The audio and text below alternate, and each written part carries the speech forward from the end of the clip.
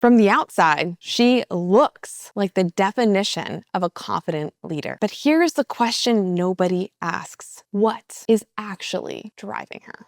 Because here's the thing about fear-based leadership that makes it so hard to identify. It does not look like fear. It does not look like someone who is scared. It looks like excellence. It looks like dedication. It looks like being the hardest worker, the most prepared person, the one who always has the answer. From the outside, it looks like strength. From the inside, it feels like the survival. And the cost of leading from fear versus leading from confidence is enormous. Not just to your results, to your energy, your relationships, your health, and the longevity of everything that you are building. Fear-based leadership gets results for a while, but it costs you everything to maintain. Welcome to What If It All Goes Right, the show for high achievers who are ready to stop fearing the worst and start stepping into their power. I'm your host, Angela Gargano, 6-time American Ninja Warrior, keynote speaker, peak performance coach, and former biochemist. Every episode, I'm going to give you the mindset shifts and practical tools to shake off the doubt, reignite your energy, and remember just how powerful you really are. Because it's time to stop fearing the worst and start asking, what if it all goes right? What if it's already going right? Welcome back to What If It All Goes Right? I'm your host, Angela Gargano, and today I want you to think about the most driven, high-performing women that you know. Maybe that's someone in your life. Maybe that's you. She's prepared for every meeting. She delivers. She says yes when the team needs her. She never lets anything drop. She works harder than anyone in the room and has the results to prove it. From the outside, she looks like the definition of a confident leader.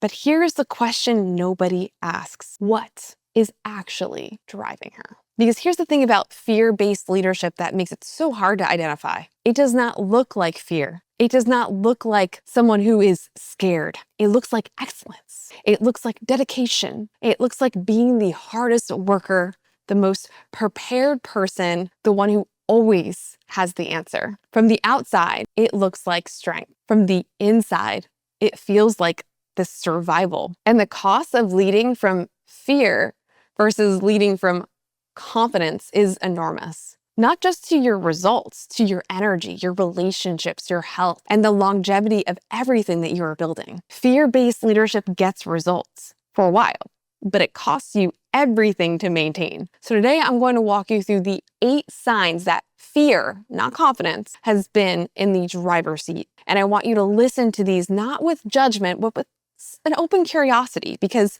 recognizing this is not a reason to be hard on yourself. It is one of the most important things a leader can do. But before I dive in, if this podcast has been landing for you, hit follow so that you never miss an episode. And if you've got 60 seconds after this, I would appreciate it so much if you could leave a review. It genuinely helps the show more than you even know. Anyways, let's get into it. Sign number 1, you over-prepare because you are terrified of being caught off guard, not because you are thorough. There's a version of preparation that comes from confidence. You do the work, you know your material, and you walk in ready. There's a version of preparation that comes from fear. You over-research, you over-rehearse, you over-plan for every possible scenario because the thought of not having an answer feels catastrophic. You stay up until midnight reviewing slides for a meeting you could present in your sleep. You prepare for questions that will almost certainly never get asked. You run the worst case scenario so many times in your head that by the time you walk into the room, you are already exhausted. The difference is not in how much you prepare, it's in why.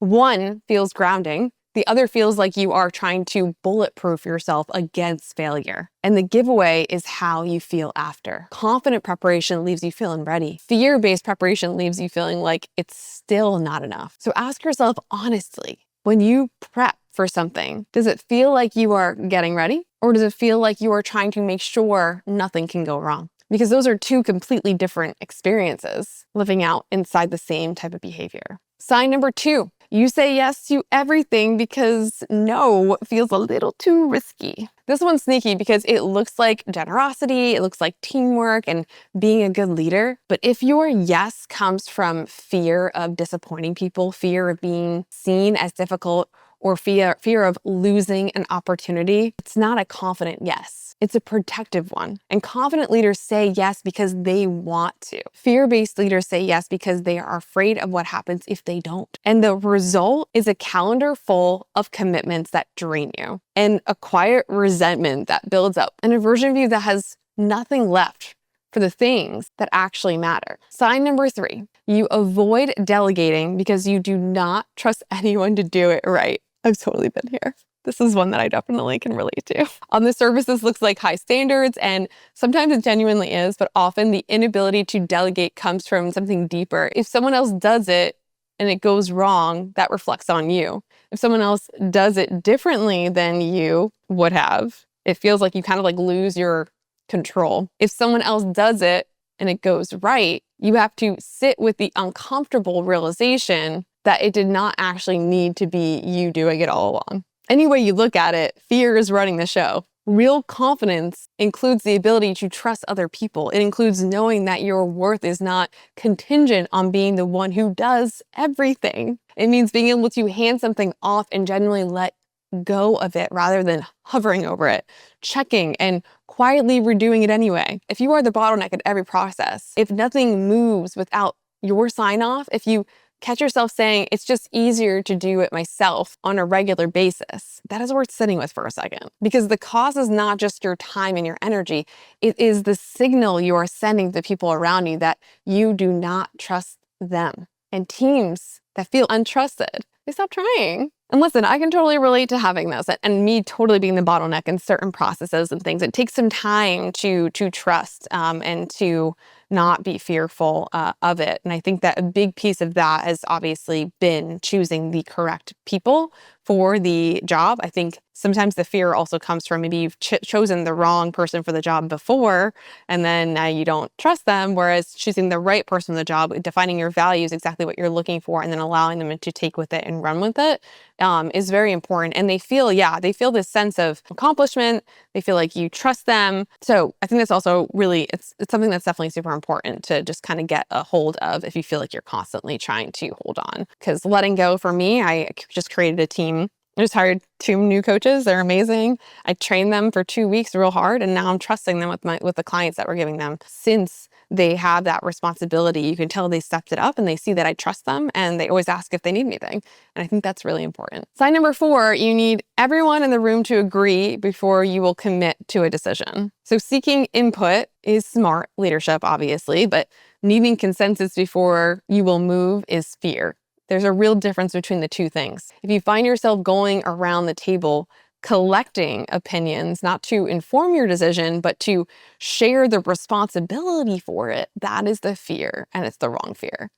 And fear of standing alone in a choice. And it creates a leadership style that feels collaborative on the surface, but it's actually this like indecisiveness underneath. Confident leaders make decisions. They seek input for sure, they weigh in, and then they just commit. They understand that not everyone will agree, and they are okay with that. Fear-based leadership collects agreement because being wrong alone feels too exposing. Sign number 5, you take feedback personally every single time. Feedback is just information, okay? That is it. And a confident leader can hear feedback. They can extract what is useful from it and then discard what is not, and move forward without it becoming like a whole thing, right? Without becoming a whole thing as their worth as a person. But if every piece of critical feedback sends you into a spiral, if you find yourself replaying a comment someone made 3 weeks ago, if you become defensive or shut down or immediately start overcorrecting in ways that feel desperate rather than intentional, that is fear talking. Specifically the fear that the feedback confirms something you already believe about yourself. It's always self-reflective, that you're not quite good enough, that you do not fully belong, that you are one bad review away from being found out. Side note, the pyramids even have bad reviews, just in case you're wondering. Kind of crazy. Go look it up.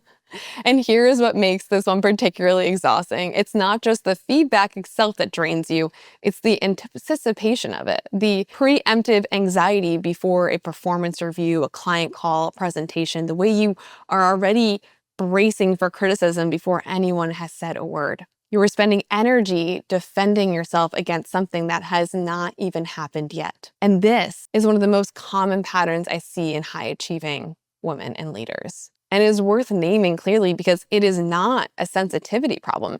It's a self-worth problem. And the solution is not to stop caring about feedback. It's to build a sense of self that does not collapse when feedback is hard. To not collapse. Feedback is good. Also, figure out who you're taking the feedback from. If it's somebody who's not been in your shoes or not doing the thing that you're doing or want to do, then just may not even listen to it. Sign number 6, you're constantly managing how people perceive you instead of focusing on actual results. So how much of your mental bandwidth goes into thinking about how you are coming across? Replaying the conversations after the fact to figure out how you landed, adjusting your tone, your word choices, your body language based on who is in the room, performing a version of yourself that you think will be received well rather than just showing up as you actually are. Self-awareness in leadership is healthy and necessary, but when managing perception becomes a second full-time job running silently alongside your actual job, that's fear. Fear of being misunderstood, dismissed, underestimated, or judged, and is one of the most significant energy leaks a leader can have. Think about how much cognitive space that takes up every meeting, every email, every interaction filtered through the question of how it will land. That is not leadership, that is performance. And the cruel irony is that the more energy you spend managing how you are perceived, the less energy you have to actually do the work that would make people respect you. Confident leaders are self-aware without being self-conscious. They care about their impact without being consumed by how they are perceived in any given moment. They trust that showing up consistently and doing good work will speak for itself. Now, that distinction sounds small. Practicing it changes everything about how you move through the room. Sign number 7, you avoid the conversations that need to happen because you are protecting the relationship at the expense of the outcome. So we talked about this recently in episode 92 on conflict avoidance. If you haven't listened to that episode, I'll link it in the show notes for you, but I'll keep this one brief. It totally belongs here on the list because avoiding hard conversations is one of the clearest signs of fear-based leadership that there is. And what makes it feel justified is that it looks like care. You're protecting the relationship. You are being sensitive. You are choosing your battles. But underneath it is fear. Fear of conflict, fear of rejection, fear of damaging something that matters to you. The most confident leaders I know have hard conversations early and often, not because they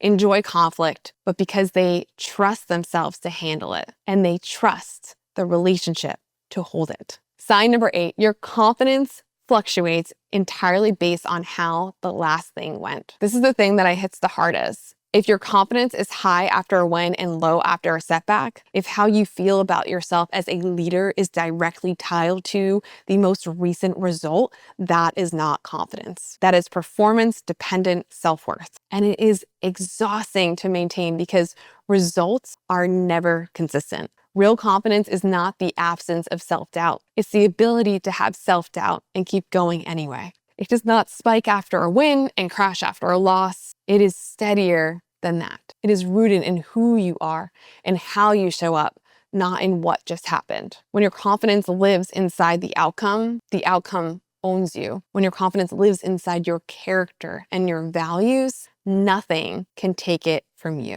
So here's what I want you to do with all of this, okay? I want you to go back to those 8 signs and notice which ones landed. Not to shame yourself, not to build a case against your leadership, but to get honest about what has been running the show. Because here's the reframe. Every single one of those fear-based patterns developed for a reason. They worked at some point, right? They protected you. They got you results. They kept you safe in the environments that were not always safe. But fear-based leadership is not a character flaw. It is an adaptation that served you and has now outlived its usefulness. The shift from leading from fear to leading from confidence is not about fixing yourself. It's about updating the operating system, recognizing the pattern, understanding where it came from, and consciously choosing a different response. One sign at a time, one room at a time, one decision at a time. Fear-based leadership gets results for a while, but it costs everything for you to maintain it. Confidence-based leadership compounds. It gets easier, not harder, the more you practice it. And the version of you that leads from confidence, she does not just get better results. She actually enjoys the process of getting there. That is the woman worth becoming. Now, if this one hit close to home, please share it with another woman or high achiever in your life who leads and might need to hear this. And don't forget to follow What If It All Goes Right on Apple Podcasts or Spotify and leave a quick rating or review. Okay, well, I'll see you in the next one. And remember, the most powerful thing a leader can do is get honest about what is actually driving her. Because once you can see it, you can actually change it. And hey, what if it all goes right? What if it's already going right?